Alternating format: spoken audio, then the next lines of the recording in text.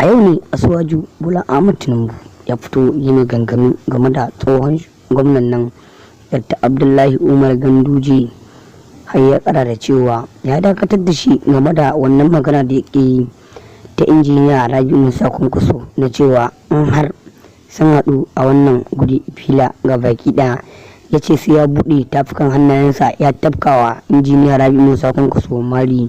To a wannan rana ta da Donald Tinubu da Dr. Abdullahi Umar Ganduje da cewa a samu irin wannan tsohuwar marabas din, to garanti zai sauke shi daga cikin ministan da ya washi na wannan jihar Kano gabaki daya.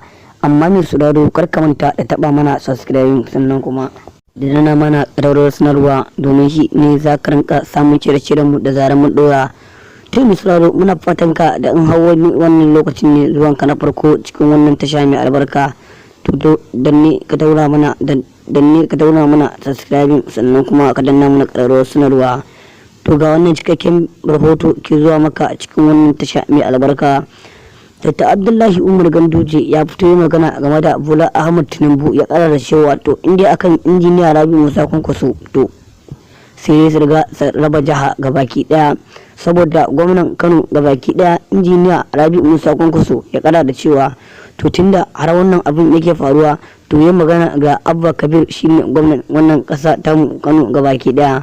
Ya kara da cewa Dr. Abdullahi Umar Ganduje da dole sai ya yi shiru ya manta da wannan zance da aka yi shi a baya.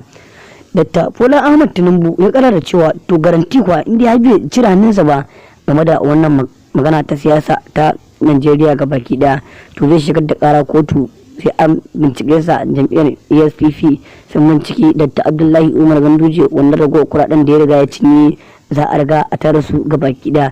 To wannan sabuwar rigimar da dage so a tare da ita a wannan ƙasa Najeriya da Bola Ahmed Tinubu da gwamna mai jiran gado Dr. Abdullahi Umar Ganduje tare da Nasiru ga yaron Dr. Abdullahi Umar Ganduje. Amma mai tsaro ga wannan cikakken bidiyo ke zuwa maka cikin wannan tasha mai albarka.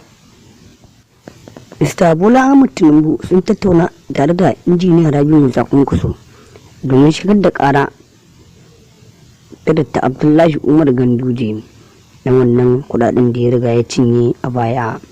Dole sai ya san yace ya fito da su ya tono su. Amma mai